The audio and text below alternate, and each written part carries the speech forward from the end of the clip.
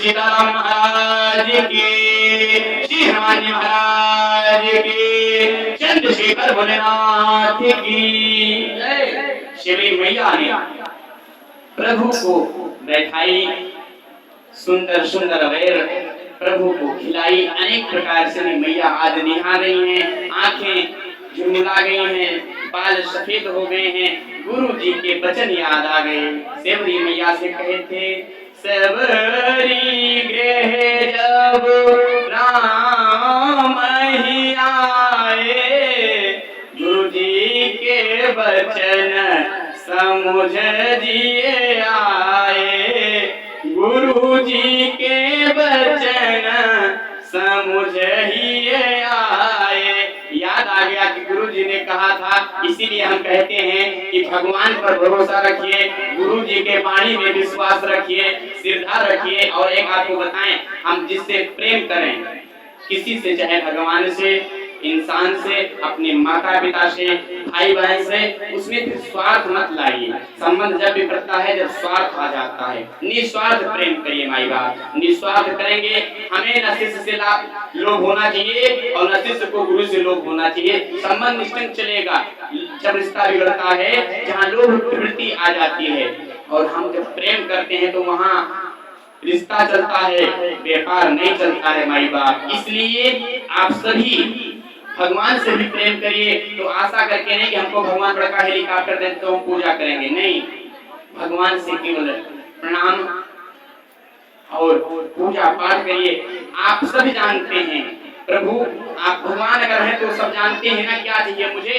मेरे दिल में क्या है श्री राम जानते हैं, बंदा बुरा भला है भगवान जानते हैं। फिर यहाँ काहे का ओढ़नी ओढ़ना है झूठे का। जैसे रहिए, सरल रहिए, सहज रहिए, बिल्कुल गंभीर रहिए। इधर शिवरी मैया से प्रभु, समय थोड़ा अभाव है इसलिए कथा को समझने का प्रयास करिएगा, क्योंकि आज हम आपको भी बहुत प्रसन्न है, रावण मरण भी कराना है, सुदामा चरित्र भी देखना है।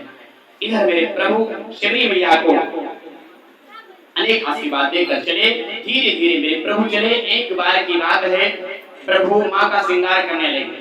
अब श्रृंगार का मतलब आप न समझिए कि फेशियल करने लगे प्रभु बैठकर, उसमें फेशियल नहीं चलता था या क्रीम पाउडर लगाने लगे, नहीं। प्रभु अपने माँ के जानकी के केश में बेला का फूल का माला लगा रहे थे। अब इस समय इस घटना को जयंता नारद का जो मानस पुत्र है जयंता ने देखा कि प्रभु को लग रहा है कि प्रभु आज काम में प्रवेश कर गए हैं, प्रभु काम में प्रवेश कर गए हैं। एक बार चुन कुसुम सुहाए, निज कर भूषण रामो बनाए। और जब ये जयंता एक पक्षी है, जयंता ने देखा कि प्रभु काम के वशीभूत हो गए हैं, तो माता जी के चरण में जयंता ने चोंच से प्रहार कर दिया। और जब प्रहार कर दिया, प्रभु ने देखा चरण से खून निकल रहा है। प्रभु ने एक तिनका उठाया और जयंता के पीछे छोड़ दिया। अब जयंता भगा और जितने भगे प्रभु के वो तिनका बाण के समान इतना तेज उसके पीछे भगा कि जयंता को लगा कि अब मेरा प्राण नहीं बचेगा। जयंता भाग के गया पहले ब्रह्मा जी के पास। ब्रह्मा जी ने कहा पहले निकल जाओ यहाँ से, तुम जहाँ गया है जगत जननी के चरण से तू प्रहार करके आया है, तुझे कोई रोक नहीं पाएगा, तेरा मरण निश्चित हो गया है। ब्रह्मा जी के शरण में आया, ब्रह्मा जी ने भी जवाब दे दिया। तब इधर जो संत भगवान है, नारद देखा विकल जयंता, नारद देखा विकल जयंता, नारद देखा विकल जयंता, नारद देखा विकल जयंता, लागी दया को बल चित संता, लागी दया को बल चित संता, लागी दया को बल चित संता, लागी दया को बल चित संता, मंगल भवन मंगल हारी, मंगल भवन मंगल हारी, प्रभु सुदर्शन के अजर बिहारी, प्रभु सुदर्शन के अजर बिहारी। जय सिया राम, जय जय सिया राम, जय सिया राम, जय सिया राम, जय सिया राम, जय जय सिया राम, जय सिया राम, जय सिया राम। इधर जैसे नारद ने देखा, नारद देखा विकल जयंता, तो लागी दया कोमल चित संता। संतों का जो चित होता है, मन होता है, बड़ा कोमल होता है। बाबा जी के खोपड़ी पर लठ भी मारो तब वो कहेंगे भैया खुश रहो। संत का चित ऐसा होता है कि खोपड़ी पर लाठी बरसाते रहो, हमेशा आशीर्वाद देंगे। लेकिन आज वाले संत पर नहीं ट्राई करने को कल से कि बाबा लाओ देखें ऐसा हो रहा है कि नहीं, फिर प्रसाद तुरंत ही मिलेगा सूद सहित। इसलिए नारद जी के अंदर दया आ गया कि जयंता मर जाएगा। दया आया, कहा तू जहां से भगा है उन्हीं के चरण में जा। और जैसे चरण में गया, भगवान के माँ जानकी ने कहा प्रभु इसे माफ कर दो। आज जयंता प्रभु के कारण बच गया। प्रभु ने उसे माफ किया। जयंता अपने मोक्ष धाम की गति के होया। प्रभु इधर मां अनसुईया के आश्रम में प्रवेश की और अनसुईया मां ने आज मां को पतिव्रत धर्म का पालन समझाया। जब अनेक प्रकार पति धर्म का पालन समझाया कि कैसे आपको रहना है, आपद काल परखिए चारी, धीरज धर्म मित्र और नारी। हे देवी, आफत का समय आए तो इन चार चीजों का परख करना चाहिए। अनेक प्रकार उपदेश देकर प्रभु वहां से विदा लेते हैं। धीरे धीरे प्रभु आगे बढ़ते हैं। इधर बीच में प्रभु ने अनेक उपदेश अनेक ऋषियों से मिलते हुए धर्म का उपदेश देते हुए अगस्त जी के आश्रम पहुंचे। अगस्त जी के आश्रम पहुंचकर प्रभु ने अनेक प्रकार उपदेश दिया। अगस्त ने पूछा कि प्रभु, अगर भगवान को पाना है या भगवान को देखा जाए, भगवान को किस भाव में देखा जाए? अगस्त जी से प्रभु ने कहा कि मेरा जो स्वरूप है, मैं जब चाहूं जिस प्रकार मैं अपना स्वरूप कर लेता हूँ कि बीनों पैदू चलाए सो नहीं बीनों का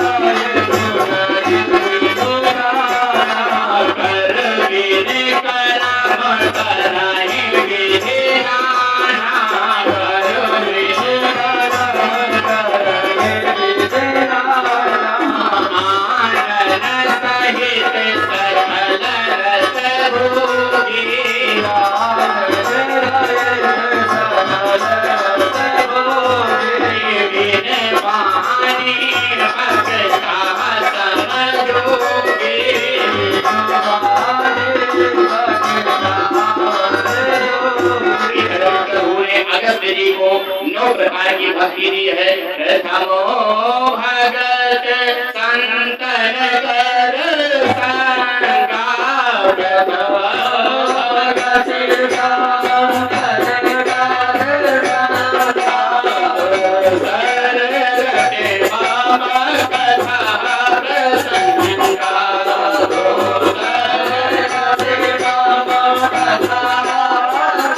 सररटे बाबा कथा प्रसंगा,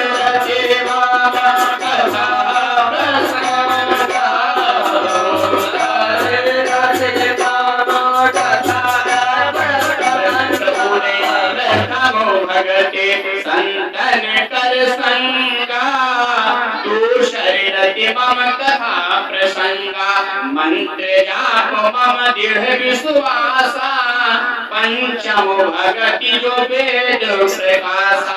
इसी प्रकार भगवान ने 9 प्रकार की भक्ति दी। आप भी मानस को पढ़िए। 9 भक्ति में एक भी भक्ति को पकड़ लीजिए। कोई एक भक्ति, कोई भी।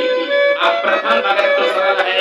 प्रथम भगति संतन करी संगा। प्रथम जब आप संतों का संग करेंगे तो कथा तो अपने आप मिलेगी, सत्संग अपने आप मिलेगा। भगवान की कथा मिली तो दूसरा रतिमन भगवान मिलने है बढ़ेगा, प्रेम बढ़ेगा, अपने आप प्राप्त होगा। इस प्रकार भगवान ने कहा कि मंत्र पर विश्वास रखिए, पूजा करिए, पाठ करिए। अनेक प्रकार उपदेश देते हुए इधर प्रभु आज पंचवटी में प्रवेश किए और पंचवटी जो क्षेत्र है वो रावण का नासिक क्षेत्र है। प्रभु आज पंचवटी में प्रवेश किए। उसी समय एक शुकनखा नाम की दुष्टी राक्षसी, जिसका नाम शुकनखा है, शुकनखा के पति का नाम विद्युतजुहा है, जिसका वध रावण के हाथ से एक बार गलती से हो गया था। शिकार खेलने रावण गया था। विद्युतजुहा धर्मात्मा आदमी था, बैठ कर तपस्या कर रहा था और रावण की बाण की लगने से वजह से विद्युतजुहा का जब प्राण निकल गया तो आज जब रावण आया अपनी बहन को पंचवटी का रानी बना दिया। पंचवटी में शुकनखा आनंद ले रही है। उसी समय में प्रभु पंचवटी में अपना स्थान बनाए हैं। और उसी समय पंचवटी में पंचवटी सो गई कुमारा, और देखो विकल भई जुगल कुमारा। क्या नाम है माता? राम बाबू। माता जी ने बहुत प्रकार मुद्राएं भेजी, भगवान कृपा करें, माता रानी कल्याण करें।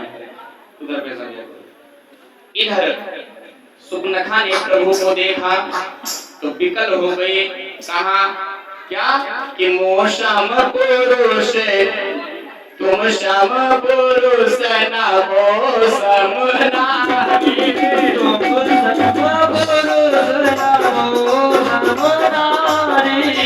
तुम श्याम पुरुष न हो सम नारी, तुम श्याम पुरुष न हो सम नारी। यहाँ संयोग विधे न चाह विचारे, यहाँ संयोग विधे न चाह विचारे, आते अब लग रहे हो कुंवारे, आते अब लग रहे हो कुंवारे, हनुमाना कछु तुम्हारी हारे, हनुमाना कछु तुम्हारी हारे। कहा कि आज तुम्हें तुम्हारे जैसा कोई पुरुष और मोरे जैसा कोई नारी पृथ्वी पर नहीं है। लेकिन राम जी को भी फेल कर दिया। कह रही है कि तुम सम पुरुष नमो सम नारी, और ताले अब लग रही हूँ कुंवारी। अब देखो विवाह भी हो गया है, कुंवारी भी बता रही है। और मनु माना, ज्यादा नहीं, अगर तुम समझ रहे हो कि बहुत सुंदर है हम, तो बहुत ज्यादा वेरीफाई नहीं हो तुम, थोड़ा सा मनु माना कछु तुम्हारे निहारी। थोड़ा सा मन में हुआ है कि मत समझना कि अपने आप में बहुत स्मार्ट हैं हम, तुमसे ज्यादा मैं स्मार्ट हूँ। नखा ने राम जी से कहा कि तुमसे ज्यादा मैं स्मार्ट है, आप मत समझना कि हम आप बिल्कुल स्मार्ट हो। प्रभु ने कहा ये तो मुझे ही फेल कर दी। लक्ष्मण भैया के पास प्रभु ने इशारा किया, मेरे साथ तो ये हैं, एक मेरा जो गोरा वाला भाई है ये अभी खाली है। जैसे गई सुपनखा लक्ष्मण के पास, लक्ष्मण से कहा कि मैं चाहती हूँ आप विवाह कर लें। लक्ष्मण ने कहा बात ऐसा है कि राजा से विवाह करना चाहिए, मैं तो सेवक हूँ, अब तुम दासी बनोगी या रानी बनोगी? आप रानी कौन बने, दासी कौन बनेगा? मैं रानी बनूंगी, दासी बनने के लिए आई हूँ। कहा भैया के पास जाओ, हमारे यहाँ 3-4 गो शादी छाजता है, हमारे भैया तो भी एक ही किए हैं, जाओ जाओ चली। प्रभु ने फिर लक्ष्मण के पास भेजा।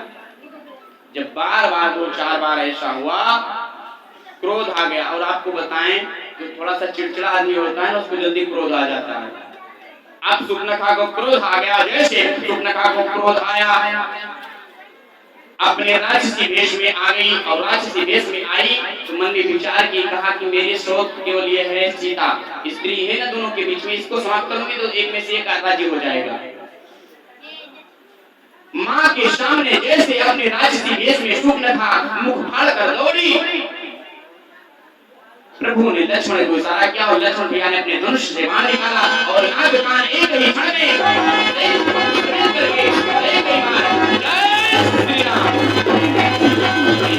और जैसे नाक कान कटा भगी रोते हुए।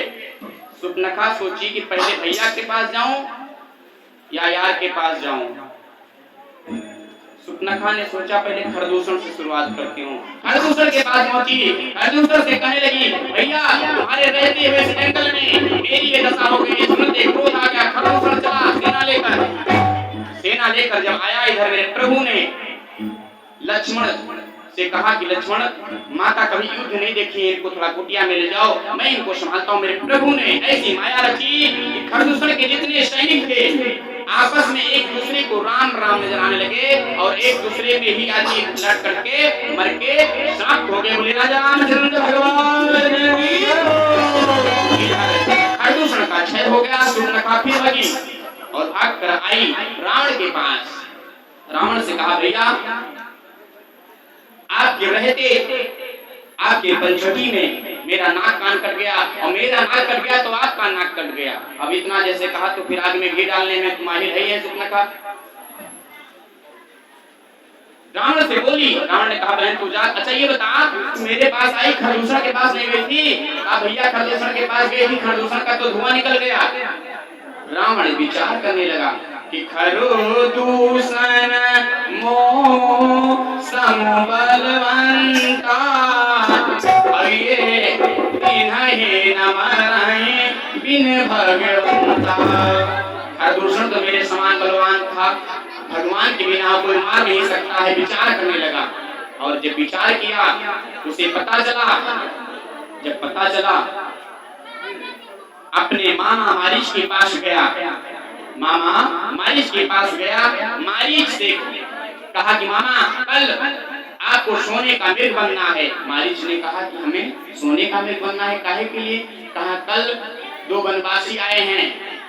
मारीच ने कहा श्यामल गौर हैं? कहा हाँ। कहा बस दूर ही रहिएगा। नहीं, काहे दूर रहूंगा? कहा मुझे एक बाण मारा था सुबाहु यज्ञ में, हमको सुबाहु जबरदस्ती पकड़ के लेके गए थे, आज मैं यहाँ आके गिरा हूँ और मैं आपसे कहता हूँ कि दूर रहिए।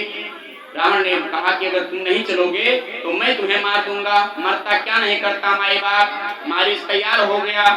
इधर मेरे प्रभु ने माँ से कहा कि देवी मैं एक लीला करना चाहता हूँ। जब लगी करा हूँ निशान चले नासा,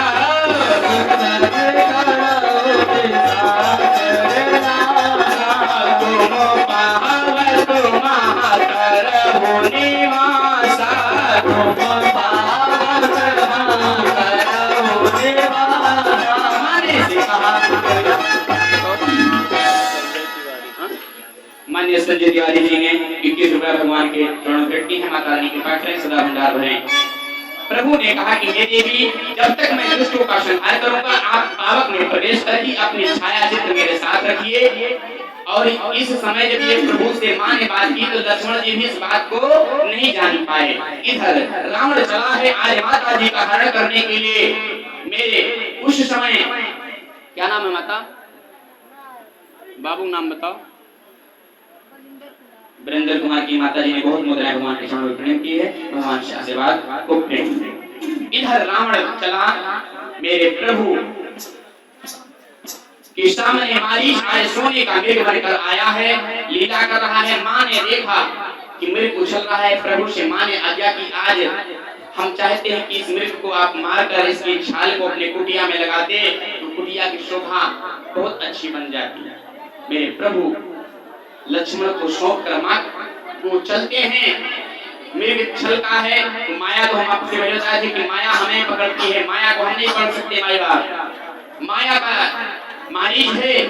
धीरे धीरे आगे बढ़कर बीच जंगल में गया। प्रभु ने एक बाण मारा, मारीच का जय सीताराम हो गया। इधर जब आवाज सुना तो मारीच मरते मरते सोचा कि हम भांजे का भी कल्याण कर जाएं। तो जब भगवान का बाण लगा तो मारीच ने हाँ राम करके आवाज निकाली। मां को लगा कि राम जी संकट में आ गए हैं। जो संकट स्वयं जिसके देखने से संकट में आ जाए इसके ऊपर कभी संकट नहीं आ सकता है। लेकिन मां की देखिए बुद्धि देखिए। लक्ष्मण जी को मां ने अनेक प्रकार से उपदेश दिया। लक्ष्मण जी ने एक लक्ष्मण रेखा खींचकर वहां से मां से आशीर्वाद लेकर प्रार्थना किए। इसी बीच में रावण आता है और मां को उठाकर सिंहासन पर अपने गति से लेकर चल देता है। जैसे मां को हरण करने लगा जटायु ने देखा कि जगत जननी का हरण हो रहा है। जटायु ने पहले रावण को एक प्रहार किया। रावण एक बार तो मूर्छित हो गया, पुनः जगह अपना दिमाग निकाला और जटायु का जय श्री राम। जटायु ने पहले तो रोकने का प्रयास किया लेकिन रावण ने एक बार मूर्छा से उठा पुनः अपनी तलवार से निकालकर प्रहार करता है। जटायु जी बूढ़े हो गए, पंख उनका काट दिया, जमीन पर गिर गए। लेकिन उन्होंने प्रतिज्ञा कर लिया जब तक भगवान अपनी गोदी में नहीं लेंगे तब तक हम अपने प्राणों का त्याग नहीं देंगे। इधर मेरे प्रभु जब लक्ष्मण पहुंचे, प्रभु ने देखा, लक्ष्मण से पूछा कि आप यहाँ कैसे? सारी घटना प्रभु ने लक्ष्मण ने बताया भगवान से। भगवान कुटिया में पहुंचे, कोई दिख नहीं रहा है। मेरे प्रभु आज पत्तों से वृक्षों से मां जानकी के बारे में पूछते हैं। धीरे धीरे प्रभु आगे बढ़े। इधर जटायु जी को जब देखा प्रभु ने जटायु जी को गोद में प्रभु ने बहुत प्रकार प्रेम दिया, स्नेह दिया। जटायु जी ने बताया कि रावण नाम का दुष्ट राक्षस दक्षिण दिशा की ओर सीता मां का हरण करके लेकर गया है। और इतना कहकर जटायु जी ने अपना प्राण त्यागा। इधर मेरे प्रभु धीरे धीरे बढ़े, और जब धीरे धीरे मेरे प्रभु बढ़े, उसी समय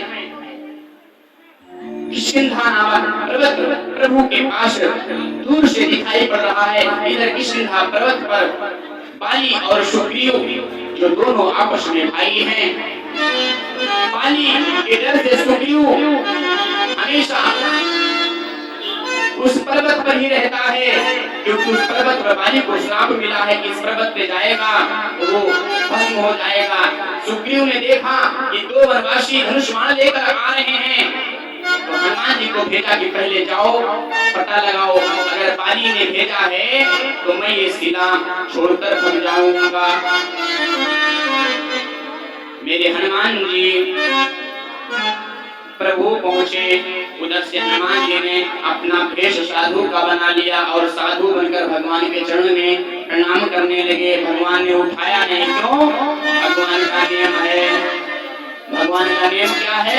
कि निर्मल मन जन सो मोहि पावा, अमोहि कपट छल छिद्र न भावा। अब छिद्र यहाँ क्या था? हनुमान जी तो हनुमान जी हैं, बानर हैं, लेकिन ब्राह्मण के भेष में, इसलिए भगवान ने उन्हें उठाया।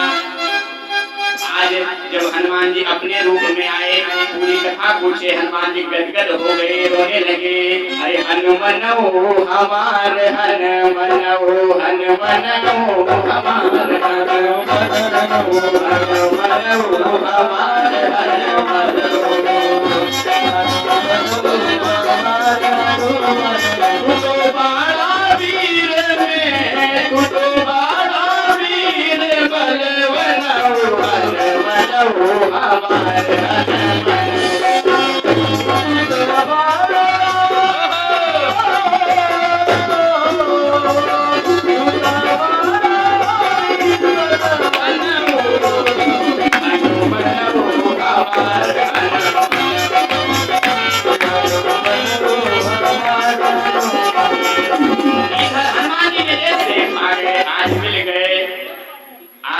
हनुमान जी मिल गए। और हनुमान जी मिले, हनुमान जी ने कहा कि प्रभु आप कंधे पर बैठ लीजिए, पहाड़ पे आप चढ़ेंगे थक जाएंगे। लक्ष्मण जी कहे कि जात का बांदर है, कह रहा है कि कंधे पर बैठ लीजिए। हनुमान जी को पता नहीं है कौन है। प्रभु बैठे, ले गया। सुग्रीव से मेरे प्रभु की मित्रता हुई और सुग्रीव ने सारी घटना अपनी बताई कि मेरा भाई बाली हमारे राज्य पर जबरदस्ती कब्जा किया है, मुझे सताता है, मारता है। प्रभु ने आज प्रतिज्ञा ली, ये बाली आपको सताता है तो मैं उसका वध करूंगा। सुग्रीव को प्रभु ने भेजा, बाली से गया, लड़ने लगा। प्रभु पहचान नहीं पाए कि कौन बाली है कौन सुग्रीव है। बाली से किसी तरह सुग्रीव ने अपना प्राण बचाकर आया। इधर जैसे सुग्रीव आया, पुनः कहने लगा, माननीय राजन गिरी जी ने अनेक मुद्राएं प्रभु के चरणों में भेंट की है, भगवान कृपा करें। सुग्रीव ने कहा, प्रभु आज आपने तो भेजा था कि हमारा प्राण तो चला ही जाता, आपने मारा क्यों नहीं? प्रभु ने कहा कि आज मैं तुझे माला पहरा रहा हूँ, और जिसको माला प्रभु पहरा दे माई बाप, उसे तो समझो विजय हो ही जाना है। सुग्रीव आज पुनः लड़ने लगा बाली से, और बाली से जब लड़ा, प्रभु ने एक वृक्ष के पीछे छिपकर प्रभु ने एक बाण बाली को मारा। बाली का जय श्री राम हो गया। और जैसे बाली ने मरा, बाली ने कहा कि बाली ने कहा कि प्रभु आपने मुझे इस तरह छुटके को मारा। मेरा भाई सुग्रीव जो है आपको इतना प्रिय हो गया कि आप उसे अपने हृदय से लगा लिए और हमें बाण से मार दिए। मेरा भाई सुग्रीव आपको हृदय से प्रिय हो गया और मुझे आपने मार दिया, बल्कि मेरे पास इतनी क्षमता थी कि मैं आपके काम को स्वयं कर सकता था, लेकिन आज प्रभु उसके सामने जब खड़े हैं, बाली से कहने लगी, बाली तुझे मैंने ऐसे नहीं मारा है, तू अपने भाई के स्त्री कुटिष्ठ दृष्टि से विलोक रहा है, कुटिष्ठ दृष्टि से देख रहा है। अनुज भदु भगुनी सुत नारी, इन्हें कुटिष्ठ विलोक गई जोई, ताहि बधे कछु पाप न होई। आज प्रभु ने बाली को अनेक प्रकार उपदेश दिया। बाली की पत्नी तारा आकर रोने लगी। प्रभु के चरण पकड़कर प्रभु ने कहा कि तारा, अगर आपको कोई विशेष दिक्कत है तो हम बाली को पुनः जीवित कर दें। तारा ने कहा, नहीं प्रभु, आप सामने आज भगवान को मुक्त कर दिए। अंगद का जो हाथ है भगवान के हाथ में धरकर बाली अपनी सदगति को प्रदान करते हैं। इधर अनेक समय बीतने के बाद आज सुग्रीव ने एक सभा बुलाई, मीटिंग बुलाई, और मीटिंग बुलाने के बाद निर्णय लिया कि चारों दिशाओं में सारी सेनाएं फैल जाएंगी और मां जानकी का 1 महीने के भीतर अगर कोई पता चलेगा कि नहीं आएगा तो सबका वध मैं अपने हाथे से करूंगा। इधर 13 अक्षौहिणी सेना बनाई गई जो दक्षिण दिशा की ओर, इसमें नल नील हरकथप सुग्रीव जमवान अंगद सभी 13 लोग चले। चलते चलते एक कंदरा के पास पहुंचे। एक कंदरा में एक बूढ़ा पक्षी रह रहा था। पक्षी के पास जब हनुमान जी गए तो पक्षी ने कहा कि ये समुद्र देख रहे हो, समुद्र के इस पार लंका है और लंका के नीचे मां जानकी अशोक वाटिका के नीचे बैठी हैं। मैं बूढ़ा हो गया हूँ, इससे ज्यादा आपकी मदद नहीं कर सकता हूँ। और जब इतना पता चला, अब ये भैया कि पता तो चल गया, लेकिन 7 योजन समुद्र है, जाएगा कौन? किसी ने कहा मैं 1 किलोमीटर जाऊंगा, किसी ने कहा मैं 5 किलोमीटर जाऊंगा, किसी ने कहा मैं 6 किलोमीटर जाऊंगा। सुग्रीव जी ने कहा वाह बहुत अच्छे, धीरे बढ़ने। जवान जी ने कहा बहुत अच्छा, और बताओ, और जाना कितना था? 100 योजन। किसी ने कहा मैं 50 चला जाऊंगा। कहा बहुत अच्छे, और बढ़ने लगे, और धीरे धीरे बढ़ने लगे। तब कोई 99 तक पहुंच गए। अंगद जी ने तब कहा कि अंगदी कहाँ जाओ बड़े पारा, अंगद